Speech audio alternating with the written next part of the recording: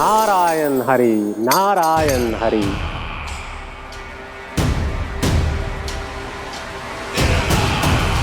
प्रणाम देवर्षि। किस योजना में कितना लाभ है और कितनी हानि, यह आंकलन करते करते थक गए होंगे मथुरा नरेश। देवर्षि, आज मेरा ध्यान कैसे आ गया आपको? आप तो सदैव ही मेरे ध्यान में रहते हैं महाराज कंस। सत्य तो यह है कि मथुरा में जो भी हो रहा है मुझसे छिपा हुआ नहीं है। मैं जानता हूं कि आप किसी भी असुर को वृंदावन क्यों ना भेजें, और वो असुर कितना भी शक्तिशाली क्यों ना हो, कृष्ण का सामना नहीं कर पाता। या तो पराजय स्वीकार करके आपके पास लौट आता है, या तो फिर वीर गति को प्राप्त हो जाता है।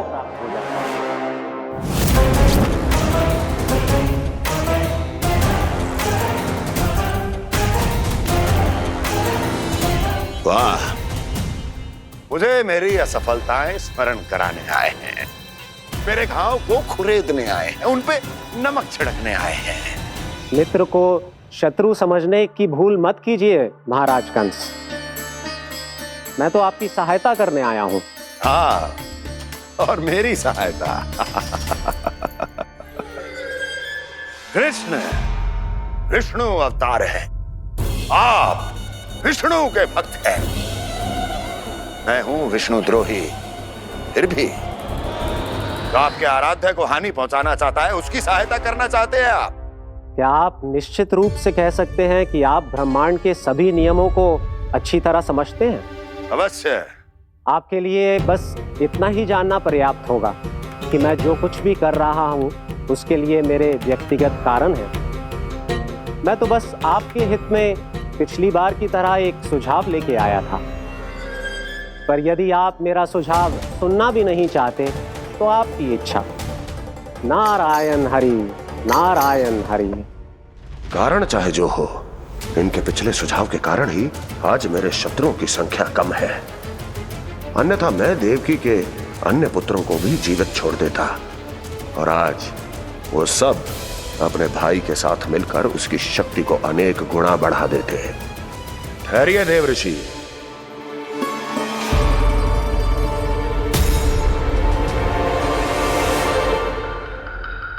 बताइए, क्या सुझाव है आपके पास? मेरे सुझाव का नाम है कालिया नाग।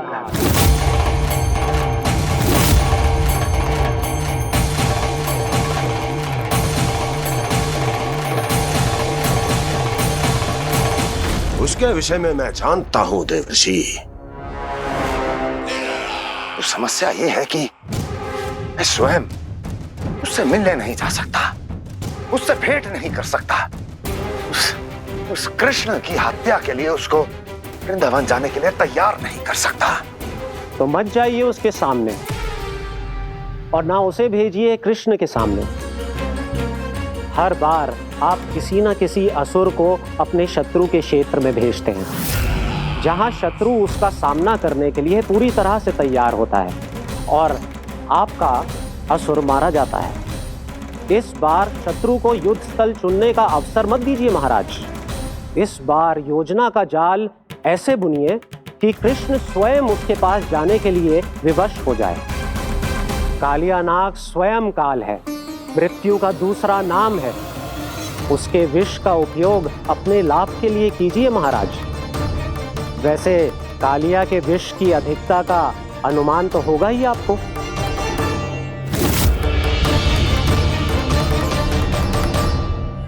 एक बार जो उसके क्षेत्र में पहुंच गया, फिर उसके विष से बचना असंभव है। उचित सुझाव है देवर्षि, उचित सुझाव है। देवर्षि, उस छलिया विष्णु की भक्ति करते करते आप भी उसके रंग ढंग सीख गए हैं। उचित है, उचित है।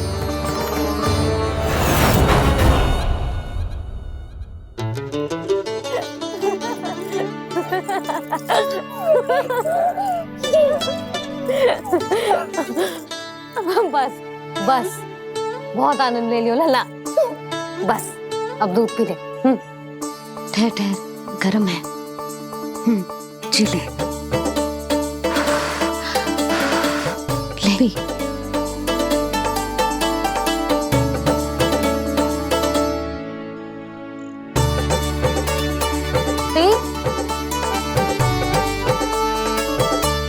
मैं ना होती तो ना जाने क्या होता तेरा। अपने आप दूध भी ना पी सकते है, भावला कहीं का। आपकी इस प्रेम के लिए तो मैं धरती पे आया हूँ मैया।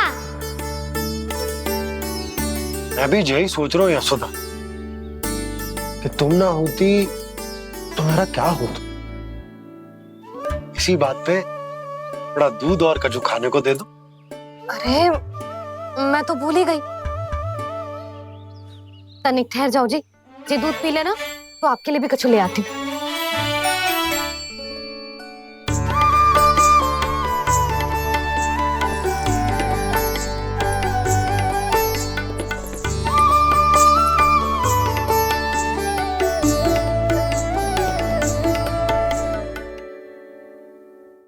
प्रणाम महाराज।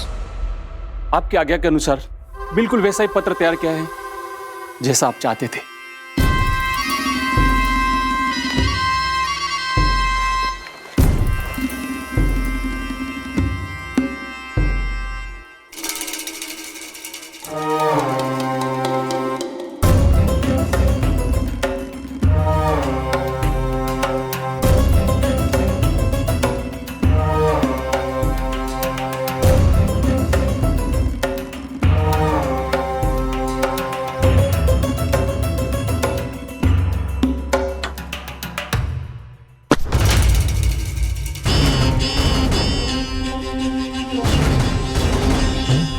कृष्ण जन्म से लेकर आज तक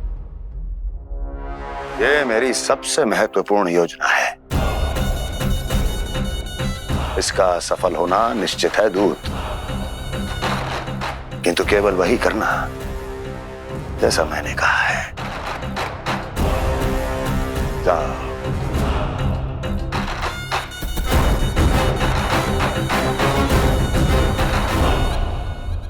कान्हा,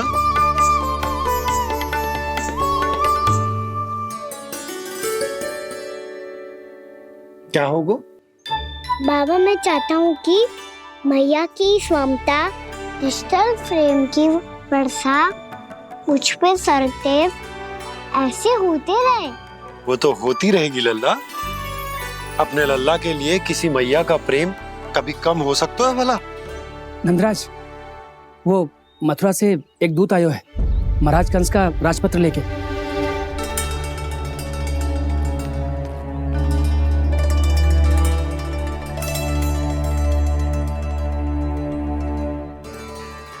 कान्हा अब क्या करने वाला है? तेरे बाबा कहाँ गए? हाँ? कंस मामा का खेल आराम हो गया है, पर मैया वो सब सुनेगी तो व्यर्थ चिंतित हो जाएगी। बस थोड़ा बाहर गया मैया, कछु खा लिए से। बाहर इस समय? मैया क्या होगा? मैया देखो ना, पीठ पे कुछ हो रहा है। मेरा हाथ ना पकड़ो, आप करो ना। दिखा यहाँ।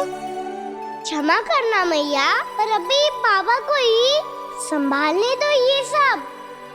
कहिए, क्या संदेश लाए हैं आप? नहीं नंदराज, नहीं। महाराज कंस का आदेश है कि यह संदेश सभी गांव वालों के साथ ही पढ़ा जाए। ठीक है, मैं गांव वालों के सामने पढ़ दूंगा, पर मुझे तो दीजिए पढ़ने के लिए। महाराज की आज्ञा का पालन करना आपके लिए भी आवश्यक है नंदराज। सभी गांव वासियों की सभा बुलाइए। बंसी, सभी गांव वालों की सभा बुलाओ। राजपत्र में ऐसा क्या संदेश भेजो है कंस ने? अब मेरे पत्र को पढ़कर सब भौचक के रह जाएंगे। और वो कृष्ण, उस कृष्ण के पांव के नीचे से तो भूमि खिसक जाएगी, आकाश फट पड़ेगा, बिजलियां गिर जाएंगी।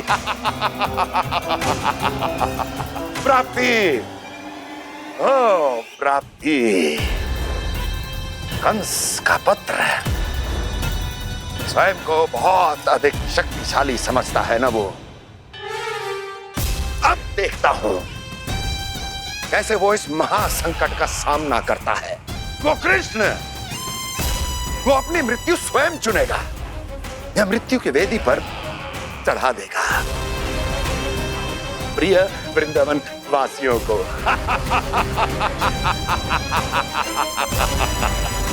अब आएगा आनंद प्राप्ति, अब आएगा आनंद। सबको इकट्ठा करवा के ही पढ़वाएगो। अवश्य ही कोई विशेष संदेश दिया होगा कंस ने। मैं भी यही सोच रही हूँ सुलक्षणा जी, कछु ना कछु तो विशेष है, पर जे हो क्या सकता है?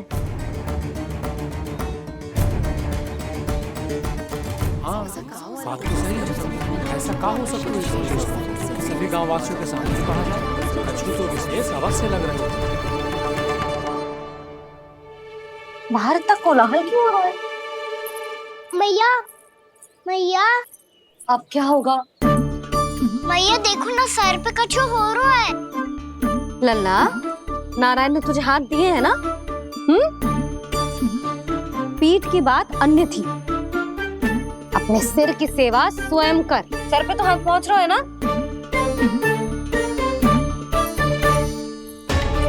मैया सुनो ना, मैया देखो ना, तीव्र कर कछु हो रहा है। मैया देखो ना, तीव्र कछु हो रहा है।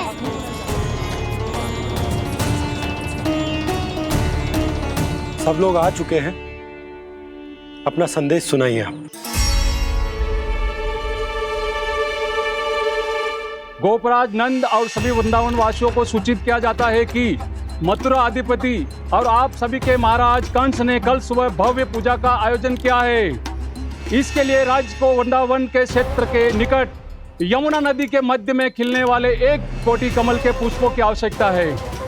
इसीलिए आप सभी को यह आदेश दिया जाता है कि ये सभी कमल के पुष्प प्रथम पहर से पहले राजसभा में पहुंचा दिए जाए। वो भी प्रथम पहर से पहले कैसे हो सकता है? यदि आप ऐसा करने में असफल रहे तो इसे राज आज्ञा का उल्लंघन माना जाएगा और राजद्रोह के आरोप में आप सभी को कड़े से कड़ा दंड दिया जाएगा।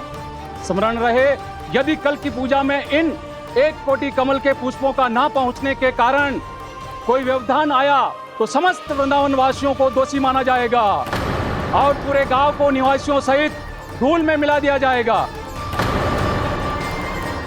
कल प्रथम पहर तक का ही समय है आप सबके पास।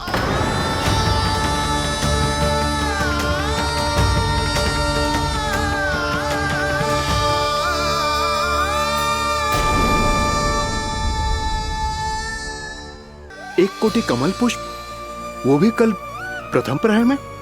ऐसे कैसे संभव है?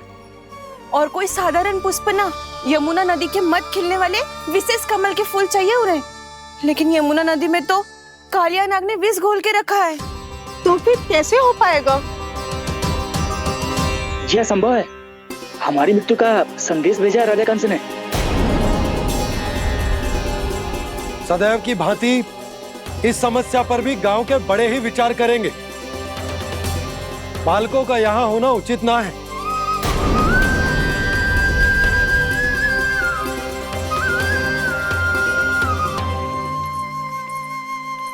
लल्ला, ले गेंद ले, जा अपने सखाओं के साथ खेल। सुबह उज्जवल, मधुमंगल वसंता, देखो मैया ने क्या दिया है। चलो खेले, बहुत आनंद आएगा आज।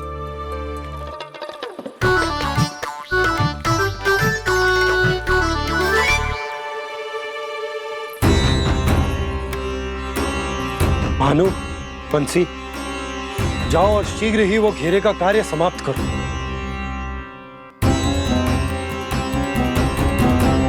पर कछु ना कछु तो करना पड़ेगा ना। पर हम कर ही क्या सकते हैं? पुष्प लाने को और कोई उपाय है भी तो ना। मैं चला जाऊंगा जमुना जी में। वैसे भी मेरे जीवन के कितने दिन शेष बचे हैं। गांव के लिए, समाज के लिए कुछ करके मरूं, तभी तो शांति मिलेगी।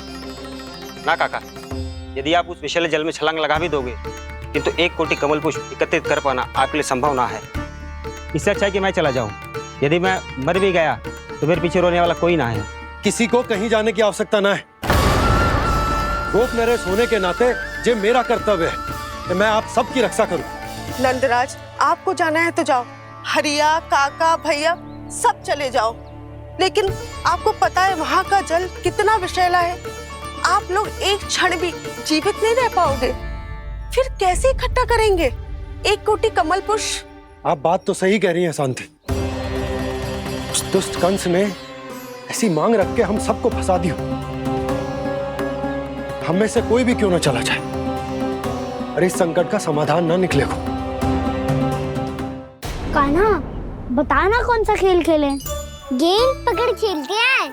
पर एक बात सुन लो सब, कोई भी तीव्र गति से ना फेंकेगा गेंद को।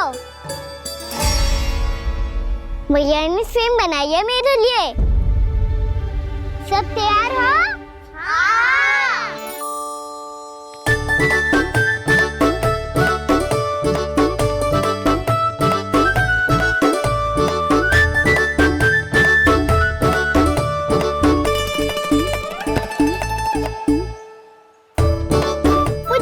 मुझे दो।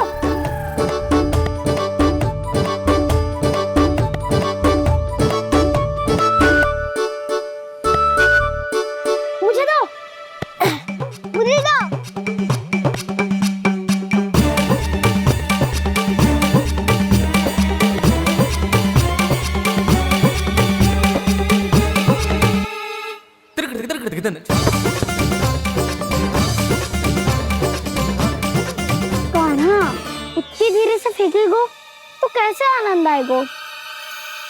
थोड़ा बल लगा के फेंक। हाँ कान्हा, हम अभी बड़े हो गए हैं, तू अब भी छोटे बालकों की तरह फेंक रहे है।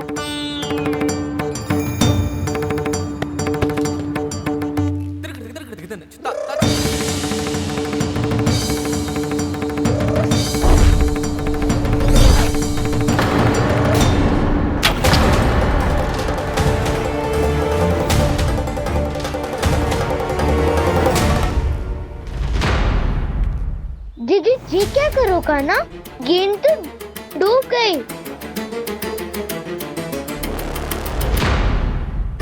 अच्छा, तो ये सब इसकी योजना का भाग था ताकि ये कालिया का सामना कर पाए। तुम सबने तो कही थी तीव्र गति से फेंको। देखो फिकवा दी ना मेरी गेम। मुझसे नदी में। अब मुझे जाके लानी पड़ेगी। रुक जा कान्हा, रुक जा कान्हा। जी क्या बोल रहे थे कान्हा? इसमें तो बहुत संकट है। कोई भी संकट मेरी मैया का उपहार खोने से बड़ा ना है। बहुत प्रेम से बना के उन्होंने दी थी। हे नारायण, कोई उपाय समझ में ना आ रहा है। मैया, हम कैसे करेंगे हम अपने गांव की रक्षा? कीड़े पड़ेंगे उस दुष्ट को। यदि उसके कारण किसी के प्राण चले गए तो कौन सा फल मिलेगा उसे इस पूजा का? तुम सही कह रही हो यशोदा। हमारे पास कोई और दूसरा विकल्प भी तो ना है। यदि हमने मथुरा की राज आज्ञा का पालन ना किया तो इसका दुष्परिणाम पूरे गांव को भुगतना पड़ेगा।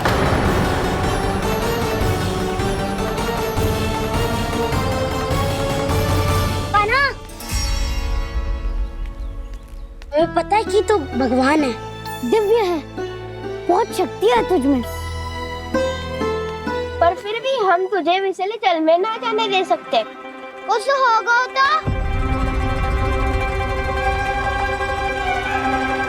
तुम सब इतनी हट कर रहे हो तो ठीक है, ना जाऊंगा। गेंद कहाँ गिरी है, कितनी दूर गई है, ये तो देख लूं ताकि उसे बाहर निकालने का कोई उपाय ढूंढ पाऊं।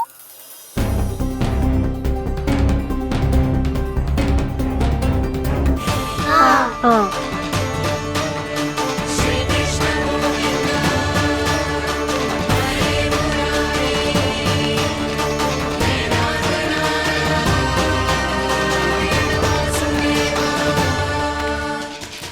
कृष्णा की ये लीला तो समझ ही नहीं आ रही।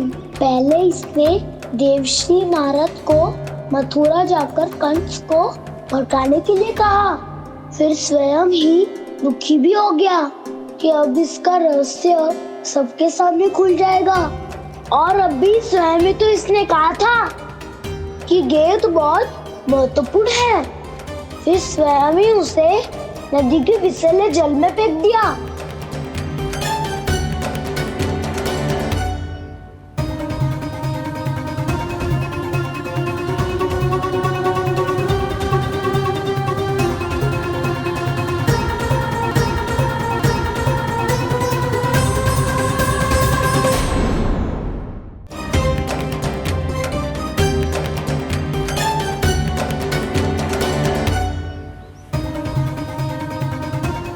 कान्हा, तू ऊपर क्यों चढ़ रहा है? अरे ऊंचाई से देखूंगा तभी तो गेंद दिखेगी।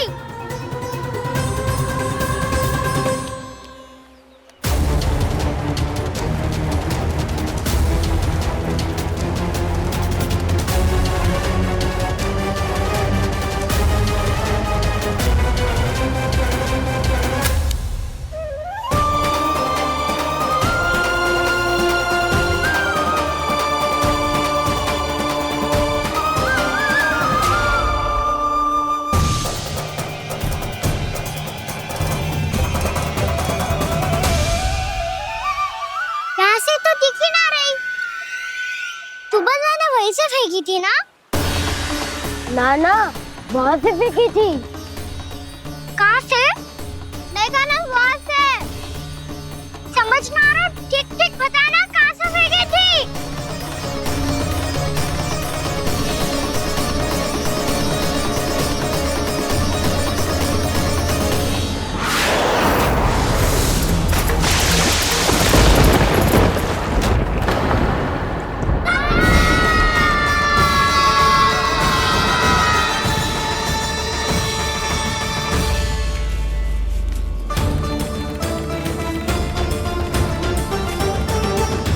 कालिया नाग के क्षेत्र में जाकर कोई भी जीवित वापस ना लौट सको।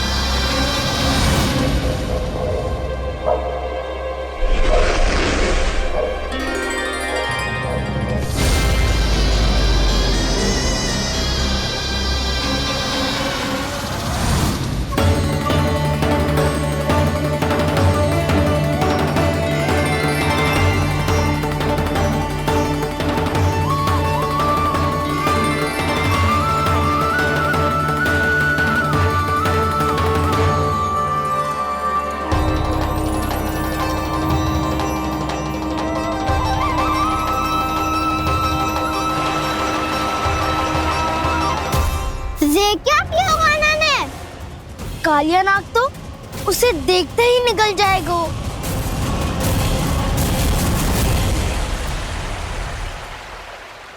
तो आरंभ से अब तक सब कुछ उसकी लीला का ही भाग था।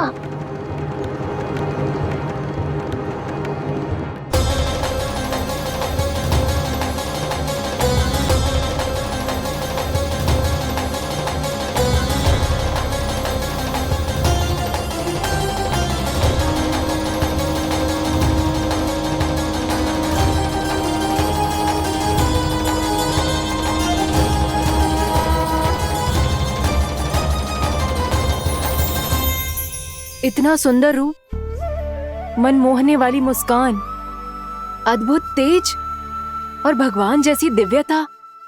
कौन हो तुम? हाँ, तुम्हें देखकर तो हम सब सम्मोहित ही हो गए।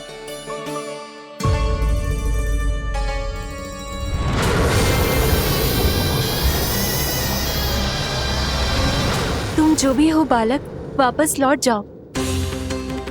हमारा हृदय तुम्हें ही देखते रहना चाहता है, किंतु यदि हमारे पति जाग गए तो तुम्हें अवश्य हानि पहुंचाएंगे। ये बहुत विषैले है बालक, कालकोट जैसे भयानक, इनके विष से तुम नहीं बच सकोगे। नंदराज, कालिया नाग के विष का प्रभाव बढ़ते ही जा रहा है। पहले 8 कोस तक उसके विष का प्रभाव था, अब तो 1 योजन से अधिक क्षेत्र में फैलो है।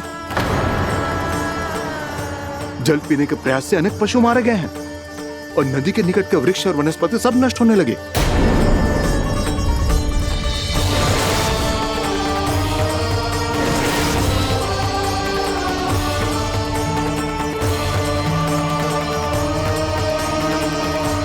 इनके विष की तीव्रता इतनी अधिक है बालक कि इनके संपर्क में आने वाले को तड़पने का भी अवसर नहीं मिलता। इनके विष की अग्नि क्षण भर से भी कम समय में प्राणवायु को जलाकर राख कर देती है।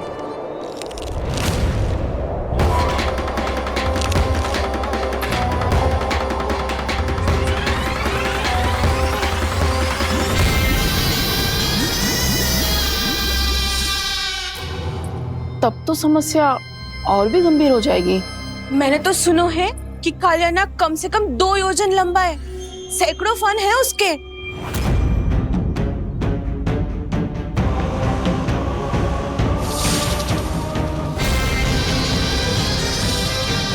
इसका अर्थ तो ये है कि हम दोनों ओर से फंस गए। एक और कंस को 1 कोटि कमल पुष्प देने जो कि कालिया नाग के क्षेत्र में पड़ते हैं, और दूसरी ओर उस कालिया नाग का विष यमुना जी के क्षेत्र में बढ़ता ही जा रहा। इसके कारण हम ही नहीं, निर्दोष पशु पक्षी भी संकट में। इन दोनों समस्याओं का एक ही समाधान है, उस कालिया नाग का सामना करना। और ये ना समझ आ रहा कि हम ये करेंगे कैसे, क्योंकि ये बात साधारण मनुष्य के बस की ना है। हमारे लिए ये असंभव है।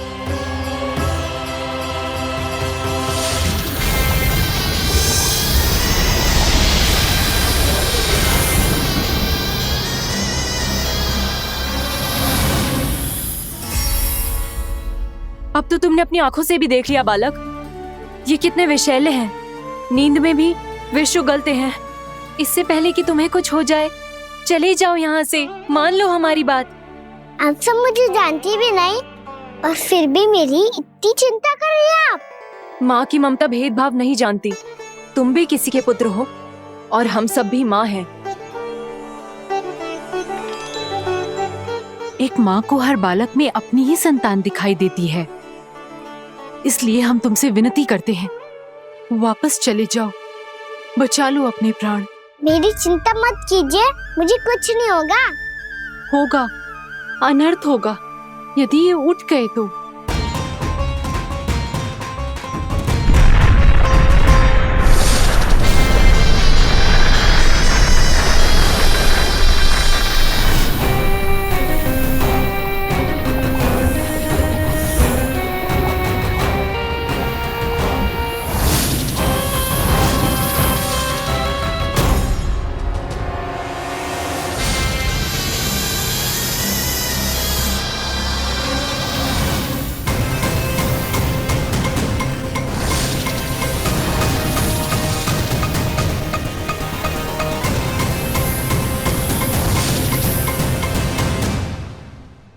सामने होते हुए भी अपने इश्क को केवल वही देख सकता है जो अपना अभिमान त्याग चुका हो।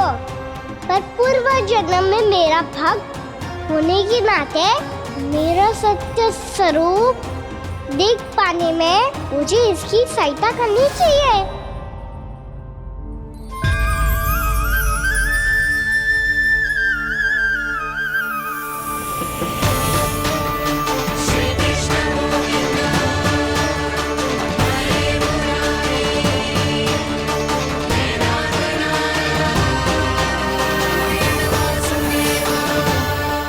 देखो हमारा छोटा सा कान्हा कैसे डट के खड़ा है, इतने विशालकाय, इतने महाभयंकर सबके सामने।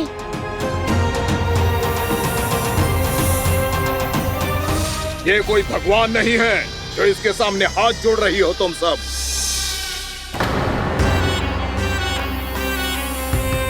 एक सामान्य साधारण बालक है ये, जो ये तक नहीं जानता कि इसके सामने है इसका काल, कालिया। तू कौन है बालक? मेरे इतने निकट आकर भी तू जीवित कैसे है? मेरी नहीं, अपनी चिंता करो कालिया। बहुत मनमानी कर ली तुमने। अब बस मैं तुम्हें रोकना हूँ। अब बस मैं तुम्हें रोकना हूँ। मैं तुम्हें रोकना हूँ। बित्ते भर का है तू, मेरे विष के बारे में जानता ही क्या है? और कहता है मुझे रोकने आया है। किससे? किससे रोकना चाहता है तू मुझे? मुझे क्रोध दिलाने की भूल मत कर बालक। अपनी फुंकार से ही तेरी इस मुस्कुराहट को अंतिम मुस्कुराहट बना सकता हूं मैं। शीघ्र बता, कौन है तू और किसने भेजा है तुझे? तुम्हें आवाज भी है कि अपनी पुकारों से तुम कितना विष भूल चुके हो। पवित्र यमुना नदी को कितना दूषित कर दिया तुमने। और यही नहीं, तुम्हारे कारण निकट के जीव जंतुओं, वृक्ष, वनस्पतियों सबको हानि पहुंच रही है। तो क्या? मुझे उससे क्या? मुझे है आपत्ति है मुझे तुम्हारे इस व्यवहार से। और इसीलिए तुम्हें यहाँ से जाना होगा, यहाँ से जाना होगा।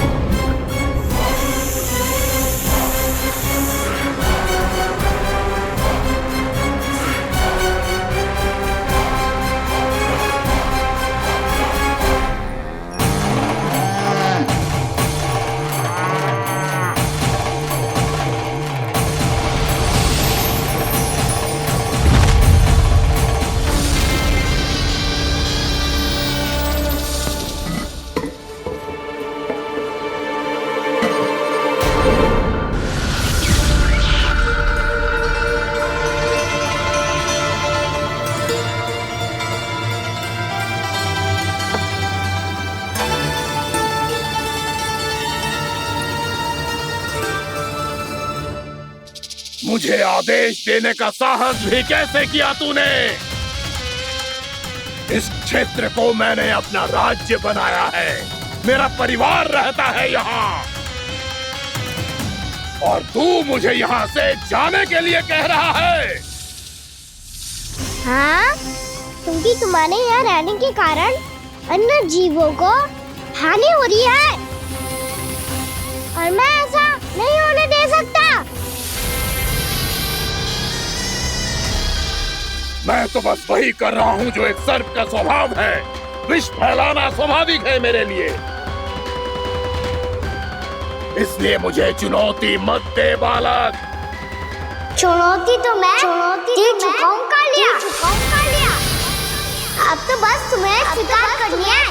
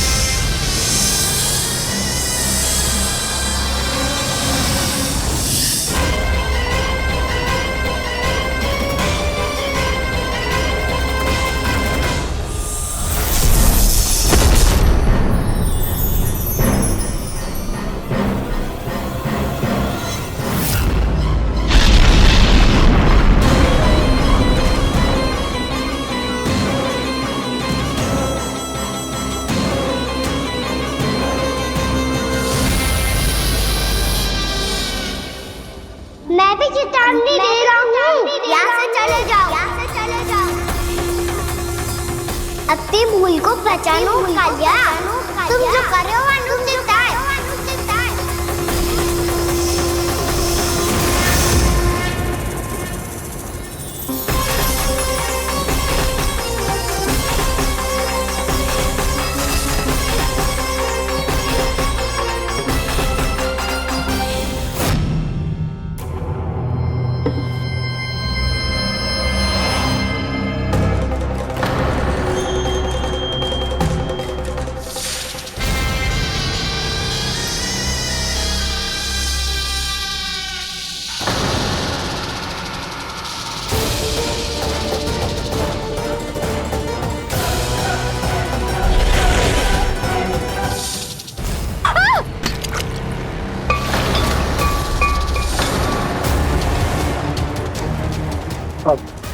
मैं आता हूं। क्या हो गया सुधा?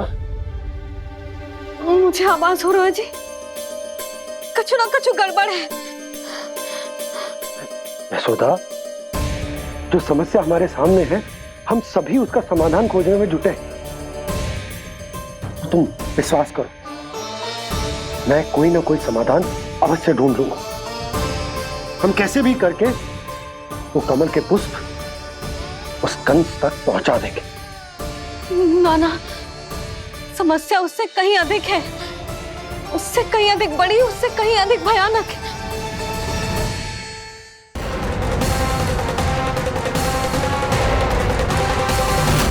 विस्की ये बूंद से ही सबके प्राण चले जाते हैं।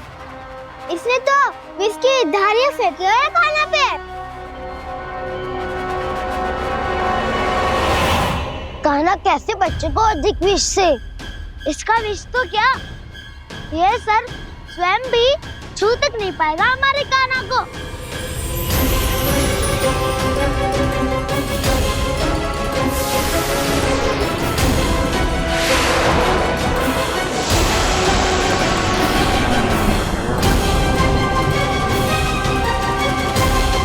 तुम्हारे सखा को, मेरे भाई को कोई हानि नहीं पहुंचा पाएगा। ये कान्हा का सत्य चाहे जो हो बलराम, पर अभी तो जो एक बालक ही है ना। देखो कैसे विष के कारण स्थिर हो गया है।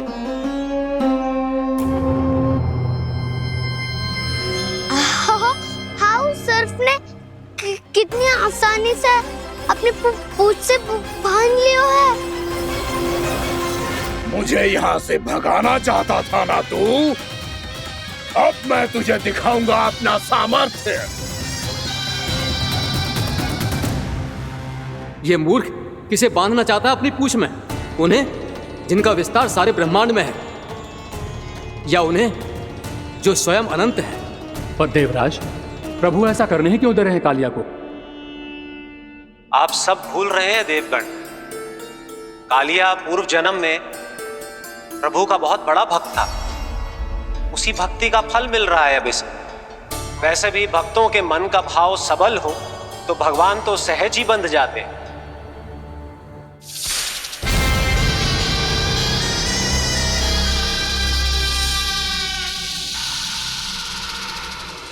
बलराम, तुमने ही तो कही थी कान्हा को कछु ना होगो। देखो उस दुष्ट ने चारों ओर से जकड़ लियो है।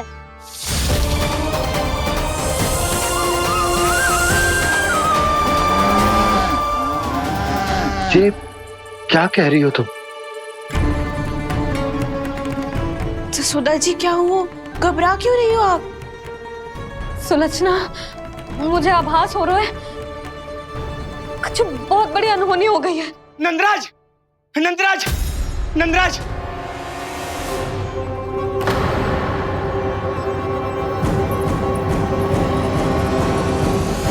नंदराज, कान्हा ने जमुना नदी में छलांग लगा दी है।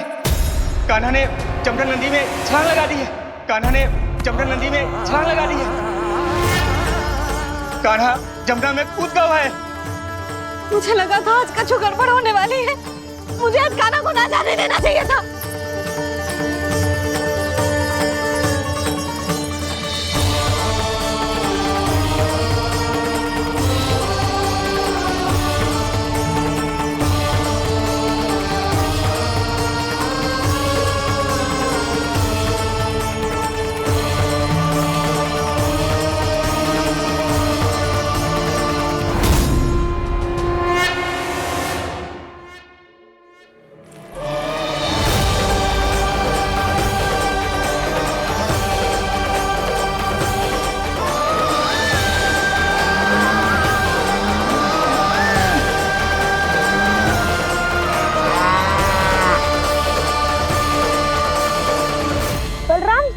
करो ना।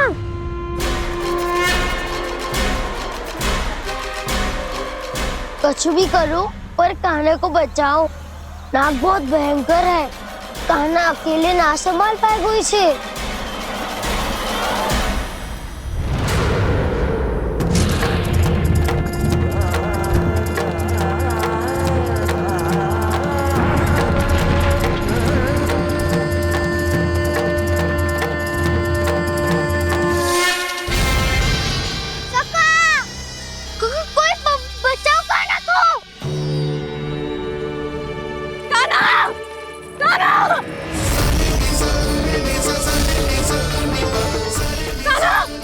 यशोदा रुको। छोड़ दो मुझे, प्लीज छोड़ दो मुझे। जीजी संभालो, बावली हो गई क्या?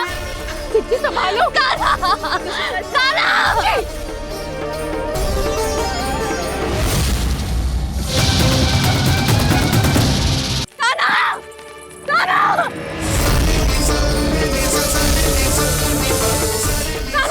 यशोदा, यशोदा रुको। छोड़ दो मुझे, प्लीज छोड़ दो मुझे। जीजी संभालो, बावली हो गई क्या? जीजी संभालो। देखो अब कैसे तुम्हारे अस्थियों को तोड़कर छोटे छोटे टुकड़ों में बदल दूंगा मैं।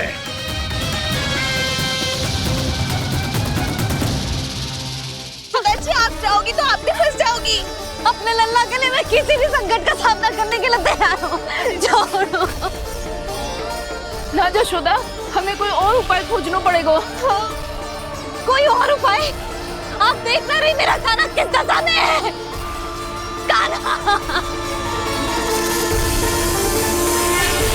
मैया के वश में नहीं है, नहीं तो ये अपने लल्ला के लिए साक्षात काल का भी सामना कर ले। ये तो केवल कालिया नाग है। हे नागराज, आप मेरे प्राण ले लो पर कान्हा को छोड़ दो। ना नागराज, आप मेरे प्राण ले लो, मैं विरोध भी ना करूंगी। ना नागराज, आप मुझे मार दो पर मेरे कान्हा को छोड़ दो। ना ना ना ना नागराज, मेरे प्राण ले लो, हमारे कान्हा से क्या शत्रुता है आपकी? प्रभु के लिए जो प्रेम यशोदा मैया के हृदय में है, वही इन सभी गोपियों के हृदय में भी है।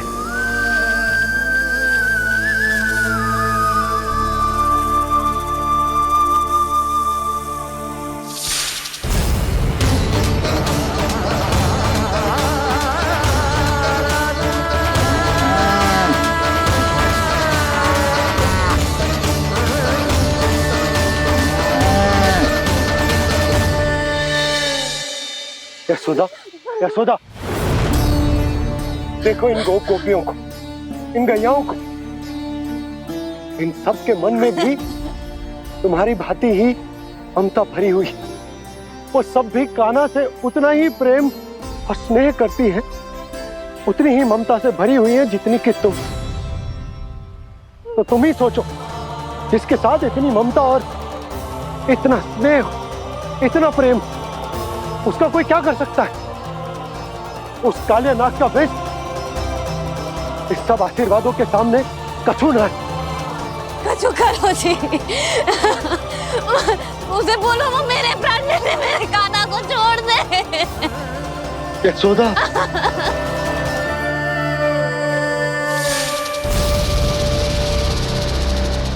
केवल इन्हीं में नहीं देवराज, नाग पत्नियों के हृदय में भी ममता का वही प्रेम उमड़ रहा है। देखिए। मैं आपके हाथ जोड़ती हूँ स्वामी, इस बालक को छोड़ दीजिए। ये अवश्य ही कोई दिव्य आत्मा है स्वामी। हम आपसे विनती करते हैं स्वामी, इस नन्हे बालक को हानि मत पहुंचाइए स्वामी। मेरी पत्नियां मेरे ही शत्रु के लिए विनती कर रही हैं। अब यदि इसके पक्ष में एक शब्द भी कहा तुम सबने, तो मैं इस बालक से पहले तुम सबके प्राण ले लूंगा।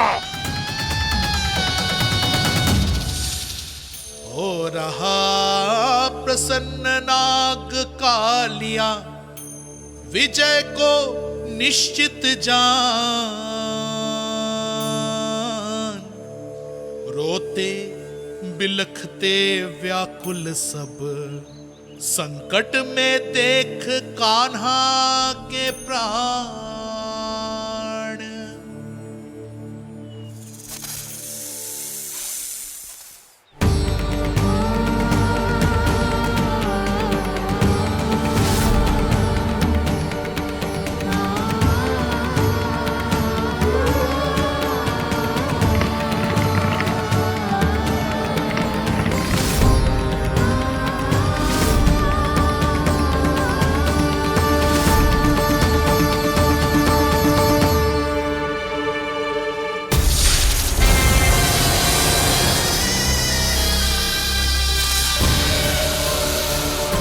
कुछ करो जी, मेरे लल्ला को बचा लो, कोई तो कुछ करो। जीजी संभालो जीजी ना। यशोदा, यशोदा तुम शांत हो जाओ, मैं कान्हा को वापस लेकर आऊंगा, मैं रक्षा करूंगा उसकी। ना नंदराज, नंदराज नहीं, कम से कम आप तो समझो नंदराज, कालिया के पास आप जाओगे तो आप भी फंस जाओगे।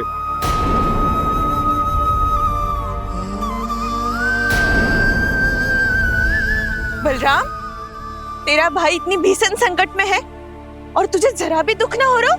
क्या आप सब अब तक नहीं समझ पाए कि कान्हा सच में कौन है? छोटे बाबा, आप तो उसका सत्य जानते हैं ना?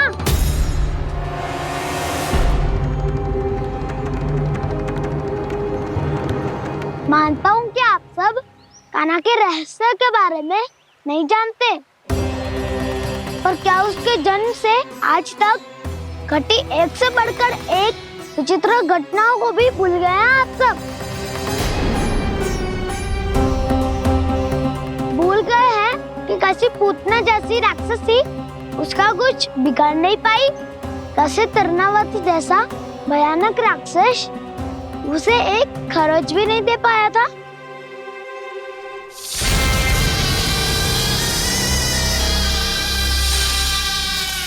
आप सबने अपनी आंखों से देखा था ना, बकासुर से कान्हा की रक्षा करने देवता स्वयं आए थे, पर सत्य तो ये है कि वो सभी देवता भी उस असुर के सामने असमर्थ हो गए थे। तब कान्हा ने बहुत ही आसानी से उस भयंकर असुर का वध किया था, एक ही बार में धराशायी कर दिया था उसे। तो आप सभी सोचिए, बार बार ऐसे असाधारण कार्य करने वाला बालक साधारण कैसे हो सकता है? अब तो आरंभ से ही सारा सत्य जानते हैं छोटे बाबा। रहस्य छुपाने में सदैव कान्हा की सहायता करते आए हैं आप, और आज आप स्वयं ही उसके सत्य को भूल रहे हैं। और तुम सब भी तो जानते हो कान्हा की शक्तियों के बारे में, तो क्या तनिक भी विश्वास न आया अपने सखा पे? बलराम, जे तू क्या कह रहे है? मैंने जो कहा उसका एक एक शब्द सत्य है छोटी माँ। यदि प्रभु की इच्छा हुई तभी कुछ ही क्षणों में सब कुछ अपनी आंखों से स्वयं अनुभव कर लेंगे आप।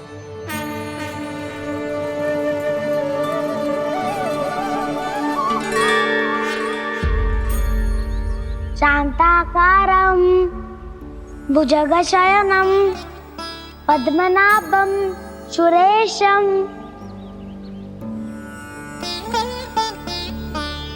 विश्वाधारं गगनसदृशं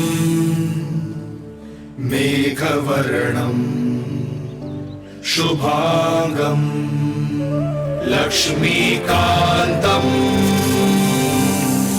कमलनयनं योगी वीरध्यानगम्यम्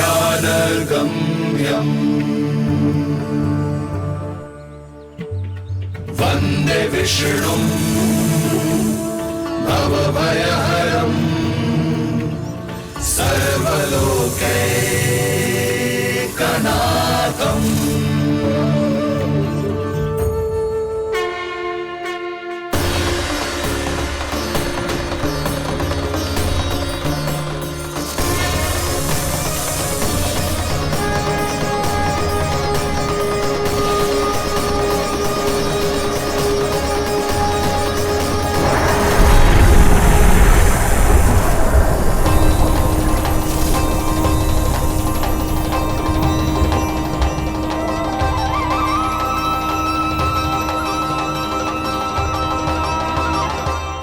तुझे क्या लगता है बालक कि तू मेरी जकड़ से निकल गया तो अब बच जाएगा तू?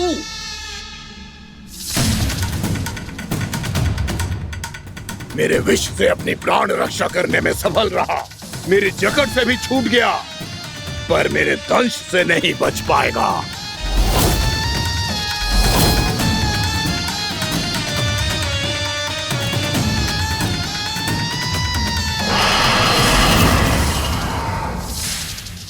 ऐसे भाग रहा है, पर मैं तुझे मृत्यु देकर रहूंगा।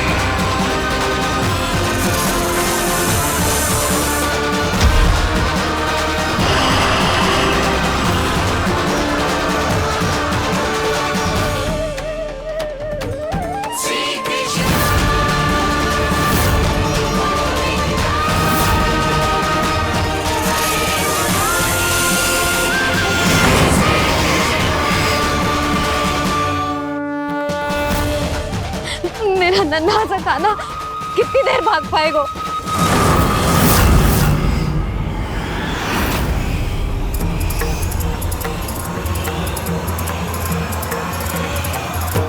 और कितनी प्रतीक्षा करोगे मेरी भक्त कालिया?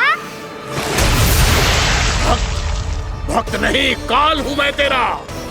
जब अहंकार का मुकुट बुद्धि को ढक लेता है तो भक्त अपने भगवान को भी नहीं पहचान पाता। व्यर्थ की पहेली में मत उलझा बालक। ना मैं भक्त हूँ और ना तू भगवान।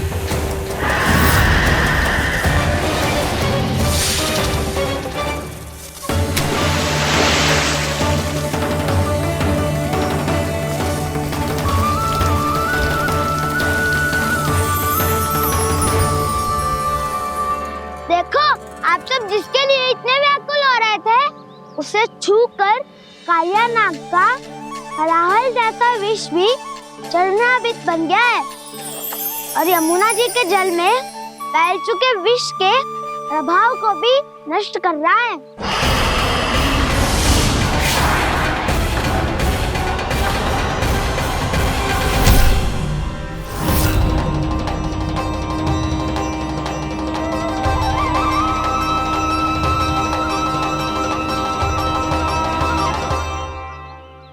धर्म रक्षक अधर्म विनाशक प्रभु श्री कृष्ण का कौशल सचमुच अद्वितीय है।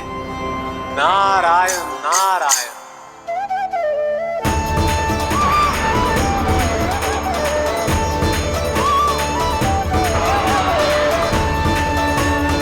मेरा भाग तुम्हारे भीतर के अहंकार का प्रतीक है कालिया। अब तुम्हारा अहंकार, तुम्हारा अनपान मेरे पाँव के नीचे है और तुम्हारी पूंछ अर्थात तुम्हारे प्राण मेरे हाथ में। करोगे भक्त?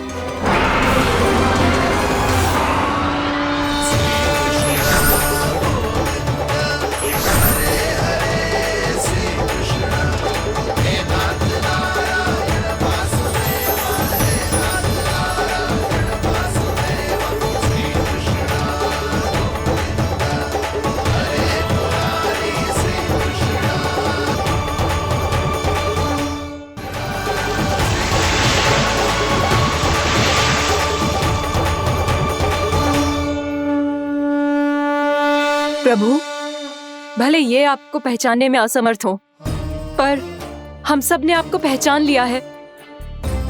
हाँ प्रभु, एक भक्त होने के नाते और एक अर्धांगिनी और माँ होने के नाते मैं आपसे इनके प्राणों की भिक्षा मांगती हूँ।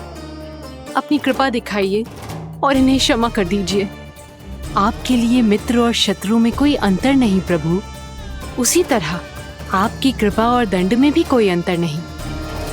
दोनों दया ही तो है, अकारण ही किसी को प्राप्त नहीं होती।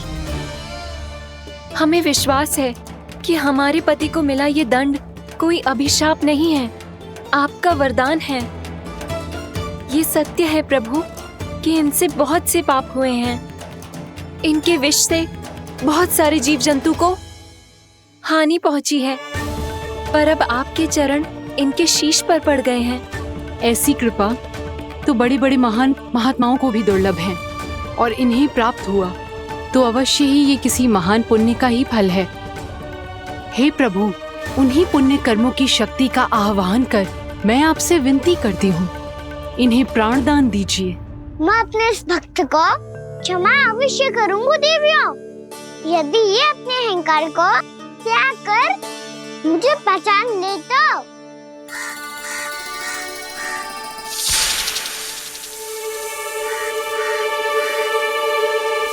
मैं तुम्हें श्राप देता हूँ, जितनी विषैली तुम्हारी जिह्वा है उतने ही विषैले सर्प बन जाओ तुम।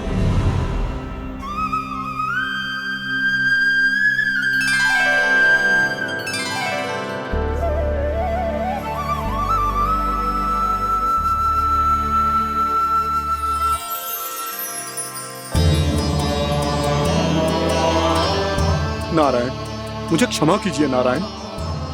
मैं तो आपका परम भक्त था, किंतु मैं आपको पहचान नहीं सका। इसका दंड तो मुझे मिलना ही था, किंतु मैं अब प्रायश्चित करना चाहता हूं। इसके लिए यदि आप मेरे प्राण भी ले लेंगे तो भी मुझे कोई दुख नहीं होगा। मैं अपना जीवन, मृत्यु और अपना अस्तित्व सब कुछ आपको समर्पित करता हूं। तुम्हें तुम्हारी क्रोध के कारण श्राप मिला, जिसे विशाल सर्प के रूप में तुम्हारा जन्म हुआ, और सर्प का तो स्वभाव है विष फैलाना। इसीलिए तुम्हें दंड नहीं दूंगा मैं। सिर्फ सभी अपराधों का पश्चाताप कर लिया, इसीलिए मैं तुम्हें क्षमा करता हूँ कालिया।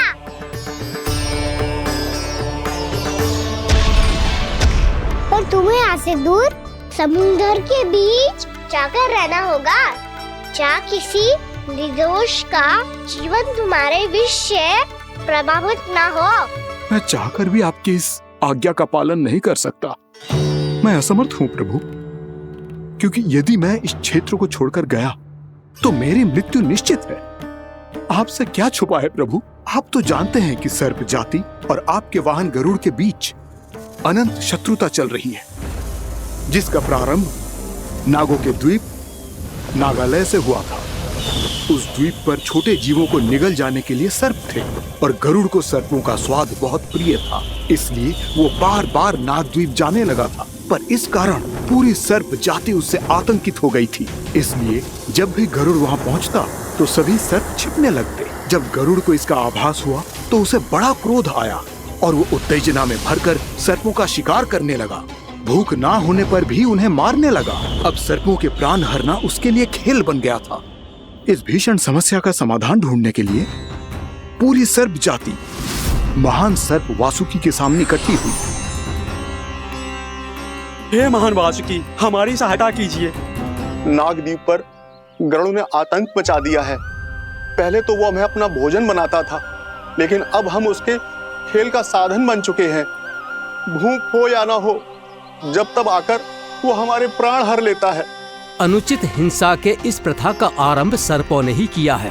पहले आप सबने पूरे द्वीप पर अधिकार कर लिया, फिर आहार के साथ साथ आनंद के लिए भी आप सभी ने निर्दोष जीवों की हत्या की।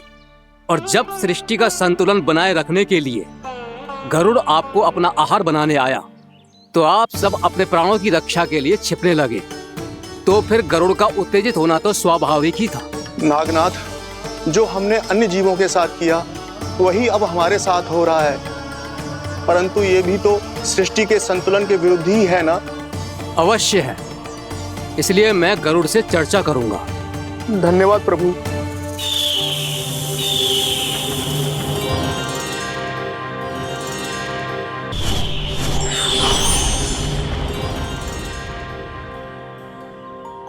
श्री नारायण के वाहन पक्षीराज गरुड़, मैं संपूर्ण सर्प जाति की ओर से आपसे एक निवेदन करने आया हूँ। कहिए, क्या कहना चाहते हैं आप? हे पक्षीराज, यदि आप हम पर ऐसे ही आक्रमण करते रहे तो शीघ्र ही हमारी प्रजाति समाप्त हो जाएगी। इसीलिए हमारी आपसे विनती है, यदि आप उचित समझें तो सर्पों के किसी एक घर से हम आपको एक सर्प प्रतिदिन अर्पित करेंगे। आप उसको आहार बनाइए और अन्य सर्पों को जीवित रहने का अधिकार दीजिए। मुझे स्वीकार है। तब से प्रतिदिन किसी एक घर से एक सर्प गरुड़ के भोजन के लिए भेजा जाने लगा। समय के साथ मेरे घर की भी बारी आई, परंतु मैंने एक बहुत बड़ी भूल कर दी। समय आ गया है स्वामी, आज गरुड़ के आहार के लिए इसे चुना गया है। कौन है यह गरुड़ और क्यों दूं मैं इसे कोई भेंट? स्वामी, सभी सर्प राज्यों और गरुड़ के बीच में यही समझौता हुआ है, हमें इसका सम्मान करना ही होगा। मैंने कोई समझौता नहीं किया, मैंने कोई वचन नहीं दिया और ना ही मैं किसी गरुड़ से भयभीत होता हूँ। यदि इस राज्य में किसी को सर्पों को अपना आहार बनाने का अधिकार है तो वो केवल मुझे है। अब से गरुड़ को दी जाने वाली हर भेंट मुझे दी जाएगी, महाविषधारी महान नागराज कालिया को। यह और कुछ नहीं, मेरा अभिमान था प्रभु, और यह मेरे इस जन्म की सबसे बड़ी भूल थी, क्योंकि फिर जब गरुड़ को इस बारे में पता चला तो। कालिया, अभिमान में आकर तूने अपने काल को ललकारा है। जिस कालिया के नाम में ही काल छिपा है, तू उसे ललकारने का दुस्साहस कर रहा है गरुड़। स्वयं को भगवान विष्णु का वाहन कहता है तो वाहन का ही कर्म कर। स्मरण रख, इस धरती के सर्वश्रेष्ठ योद्धाओं के लिए भी मैं मृत्यु का दूत हूँ। विनाश काले विपरीत बुद्धि, तुझ जैसे मूर्ख सदा इस युक्ति को सार्थक करते आए हैं। अपने विनाश को आमंत्रण किया है तो अब भोग।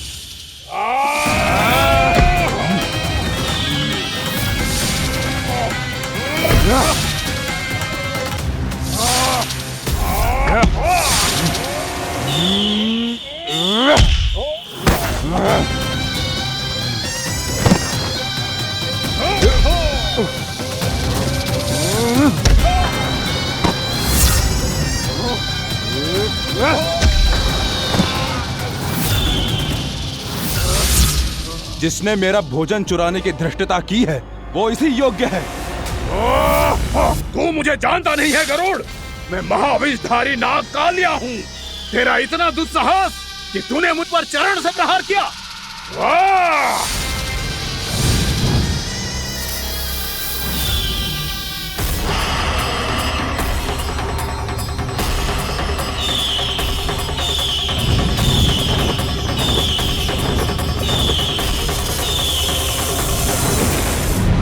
मैं अपने अभिमान में भूल गया था कि गरुड़ मुझसे कहीं अधिक शक्तिशाली है।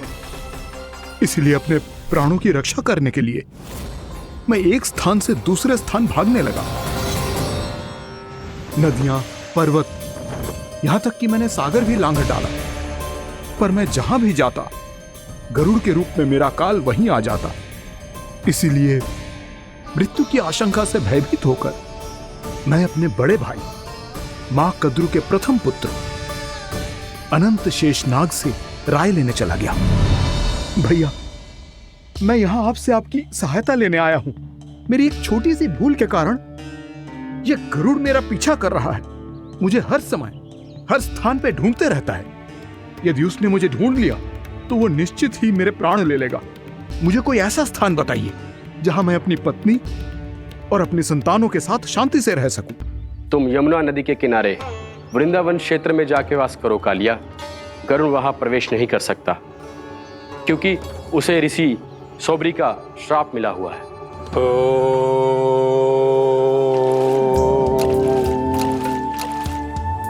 ध्यान और तपस्या का नित्य कर्म करते हुए ऋषि के मन में मछलियों के प्रति प्रेम भाव इतना बढ़ गया कि वो भूल गए सभी जीव खाद्य श्रृंखला का भाग होते हैं और मछलियां भी इस नियम की अपवाद नहीं है। उन्हें मछलियों की अटखेली इतनी अच्छी लगने लगी कि वो इस क्षेत्र के मछुआरों को भी मछली पकड़ने की अनुमति नहीं देते थे।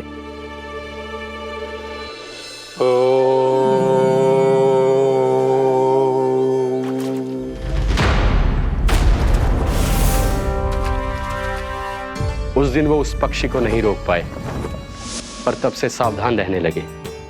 यहां तक कि अपने साधना से भी अधिक ध्यान वो पक्षियों पर केंद्रित करने लगे। ठहरो! इसी क्षण अपनी चोंच में पकड़ी इस मछली को छोड़ दो। तुम्हें इन मछलियों का आहार नहीं करना चाहिए पक्षीराज। ये तो खाद्य श्रृंखला का नियम है ऋषिवर। यदि मैं इनका आहार नहीं करूंगा तो कोई और पक्षी कर लेगा। मैं अपने आनंद या प्रतिशोध के लिए इनके प्राण नहीं ले रहा। ये तो बस मेरा भोजन है। पर यह मेरा तपस्या स्थल है। तुम यहाँ शिकार करके मेरी साधना में विघ्न नहीं डाल सकते पक्षीराज। यदि आपकी यही इच्छा है तो मैं आज के बाद यहाँ नहीं आऊंगा।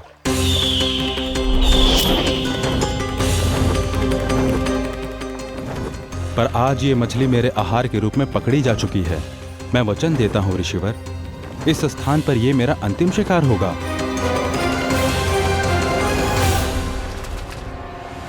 आज के बाद यदि तुमने वृंदावन की निकट उड़ान भी भरी तो तुम सैकड़ों टुकड़ों में फटकर मारे जाओगे पक्षीराज। ये मेरा श्राप है।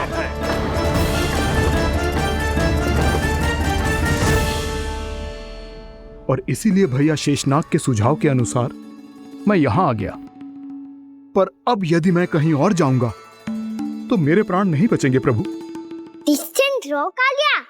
अब से गरुड़ तुम्हें कोई हानि नहीं पहुंचाएगा। अब तुम्हारे फनों पर मेरी पक्षिंग बन गए कालिया। इसीलिए अब से तुम्हें गरुड़ से कोई भय नहीं होगा।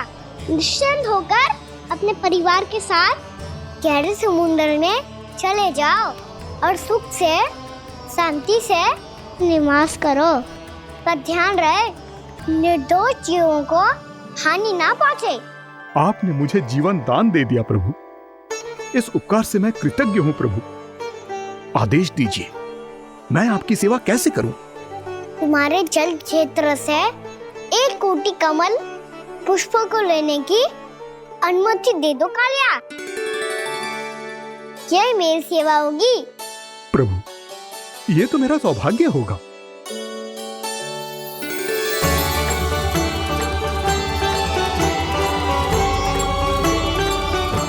एक कोटि के स्थान पर हम 3 कोटि कमल पुष्प ले आए प्रभु। मैं तुम्हारी सेवा भाव से प्रसन्न हुआ कालिया। रमनाक द्वीप पर चले जाओ ताकि तुम्हारे कारण फिर कभी किसी निर्दोष जीव को हानि ना पहुंचे और न ही तुम्हारा विष मेरे प्रिय यमुना नदी के जल को दूषित कर पाए। मैं तुम्हें आशीर्वाद देता हूँ। आज यहाँ मेरे द्वारा तुम्हें दिए गए इस आदेश का स्मरण जो भी भक्त करेगा और प्रातः काल और संध्या काल में इसका उच्चारण करेगा, उसे फिर कभी किसी संकट से कोई भय नहीं होगा। ये स्थान अब से काला कुंड के नाम से जाना जाएगा। यहाँ पर स्नान करने वाला और देवताओं को इस क्षेत्र से जल का अधर देकर प्रसन्न करने वाला भक्त यदि मेरा स्मरण करके पास रखेगा तो वो अपने सभी पापों से शीघ्र ही मुक्त हो जाएगा।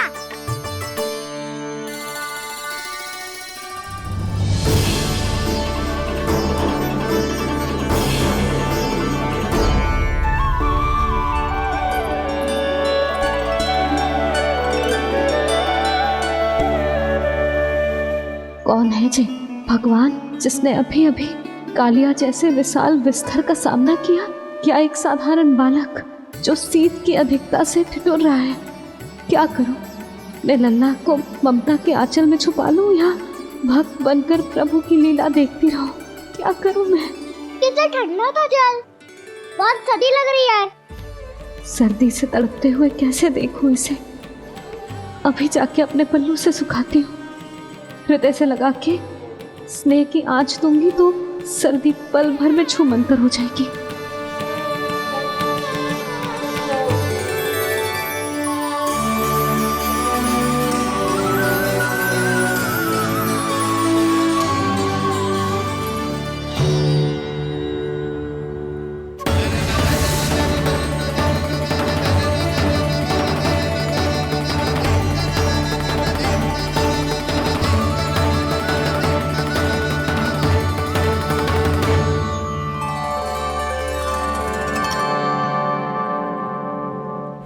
मेरी आवश्यकता ना है इसे। ये तो सच्ची में भगवान ही है जिसकी ठंड दूर करने के लिए स्वयं द्वादश आदित्य प्रकट हो गए हैं।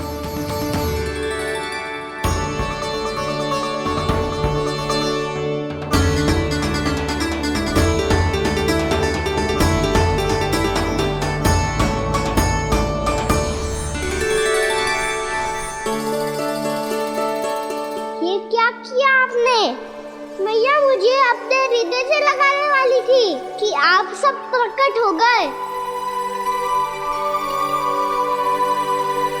क्षमा कीजिए प्रभु, पर आपको भीगा हुआ देखकर, ठंड से ठिठुरता हुआ देखकर हमसे रहा नहीं गया।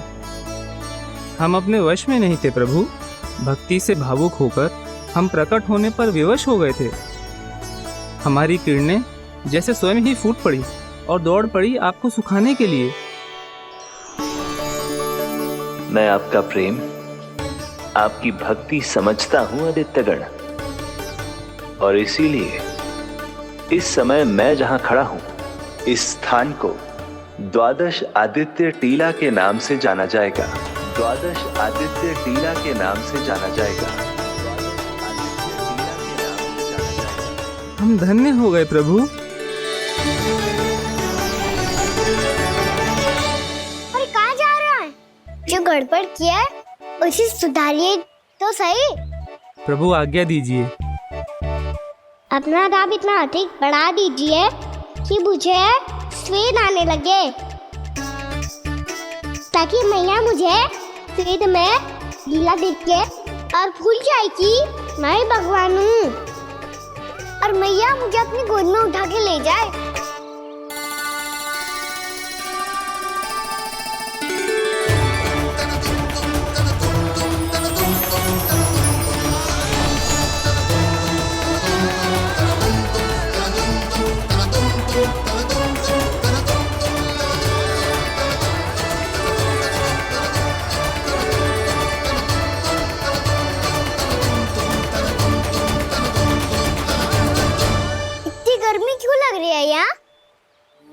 स्वेद की एक बूंद भी आती थी तो मैं अपना आंचल लेकर पहुंच जाती थी इसके पास। जानती ही नहीं थी कि ये तो स्वयं वायुदेव को आदेश दे सकते हैं कि वो बहने लगे और उसका सारा स्वेद सुखा दे। वायुदेव की आवश्यकता नहीं है मैया, मुझे आप ही चाहिए। लगता है जिस बात का भय था वही सत्य होने लगी है। भैया मेरे भगवान रूप को भूल नहीं पाएगी, और अब मेरे लिए उनके सत्य छुपा कर रख पाना कठिन हो जाएगा। कृष्णा कृष्णा हरे कृष्णा कृष्णा कृष्णा मुरली मनोहर कृष्णा गोपाला गोविंदा हे दामोदरा।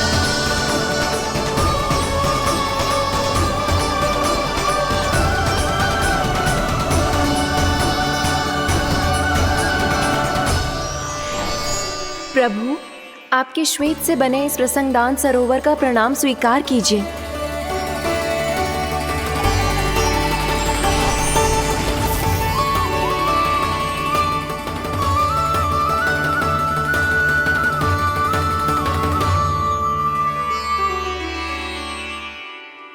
ओहो, इस चमत्कार को देखकर भैया को और भी अधिक विश्वास हो जाएगा कि मैं भगवान ही हूँ। अब कैसे मनाऊं मैया को कि मैं इनका लाई हूँ। बाबा है ना, अब तो यही सहायता करेंगे। श्री कृष्ण गोविंद हरे हरे, श्री कृष्ण गोविंद हरे हरे, श्री कृष्ण हरे मुरारी, श्री कृष्ण श्री कृष्ण श्री कृष्ण।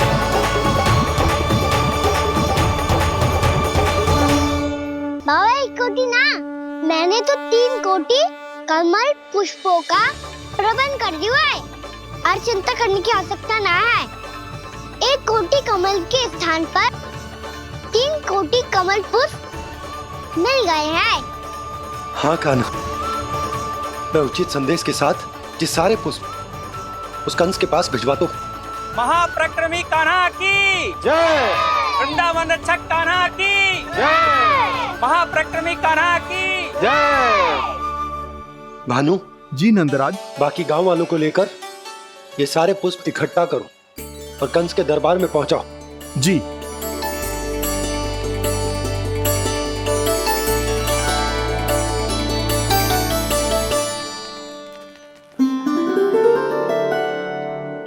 मैया, कौन हो तुम? मुझे पता था मैया, जब आपको सत्य पता चलेगा तो आप मुझे मैया की तरह स्नेह ना कर पाओगी, इसलिए आज तक सत्य छुपाता आया हूँ ताकि आपकी ममता, आपका प्रेम अनुभव करने का अवसर मिलता हुआ है मुझे। और फिर आज को बताया था ना, जो रहस्य तुमने बरसों तक छिपाया था उसका भेद खुलने में तुम्हारा ही योगदान है। मुझे कालिया के शीश पर अपने पद चिन्ह रखकर उसे मुक्त कराना था दाऊ, वचन दिया था मैंने उसे। इसके अतिरिक्त निर्दोष पशु पक्षियों के जीवन को कालिया के विष से ही बचाना था मुझे। इसमें कंस को तो सम्मिलित करना ही था, ताकि जब मैं कालिया का सामना कर रहा हूँ तो वो किसी और असुर को समस्या बनाकर वृंदावन ना भेज दे। पर इस सबसे बड़ा एक कारण और था दाऊ, मैं चाहता था कि मैया को सत्य पता चल जाए। पर क्यों कान्हा? क्योंकि मुझे लगने लगा था कि मैया से ये रहस्य छुपाकर इनके साथ धोखा कर रहा हूँ। अपराध बोध से दबा जा रहा था मैं।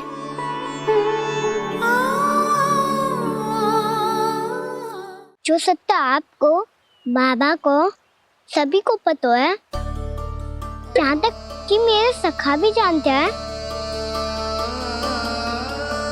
वो सत्य मैंने मैया से छिपाया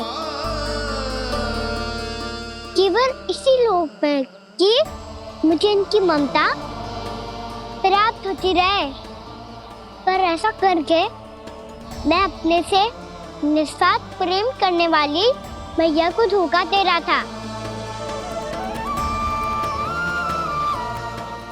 आप ही बताओ दाऊ, जो इस संसार में मुझसे सबसे अधिक भरोसा करता है, उसी के साथ छल कैसे कर सकता हूँ मैं? हाँ, मैं नारायण का अवतार हूँ, पर अपनी मैया का छोटा सा लल्ला भी तो हूँ।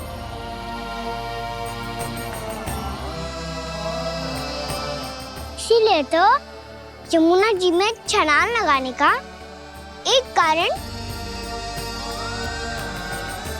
इस गेंद को लेने जाना भी था। ने स्नेह से बनाई थी मैया ने गेंद, इसे अपने से दूर कैसे होने देता मैं? आपको आभास भी ना है मैया कि आप मेरे लिए कितने महत्वपूर्ण हो। ये सत्य है कि सभी देवता, प्रकृति, भक्त, ये सब है मेरा ध्यान रखने के लिए, मेरी सेवा करने के लिए। पर क्या इनमें से कोई भी मेरी मैया का स्थान ले सकता है? और आप भी तो यही चाहती थी कि मैं आपका लल्ला बन के आऊं, कि मैं आपका लल्ला बन के आऊं, कि मैं आपका लल्ला बन के आऊं। आज जैसे आपने मुझे अपनी गोद में लिटा रखा है, क्या कुछ ऐसा नहीं हो सकता कि शीघ्र ही मुझे आपको अपनी गोद में खिलाने का अवसर मिल जाए? मैया, नारायण का अवतार होना क्या इतनी बड़ी समस्या है कि आप हृदय से भी ना लगा सकते? मैया,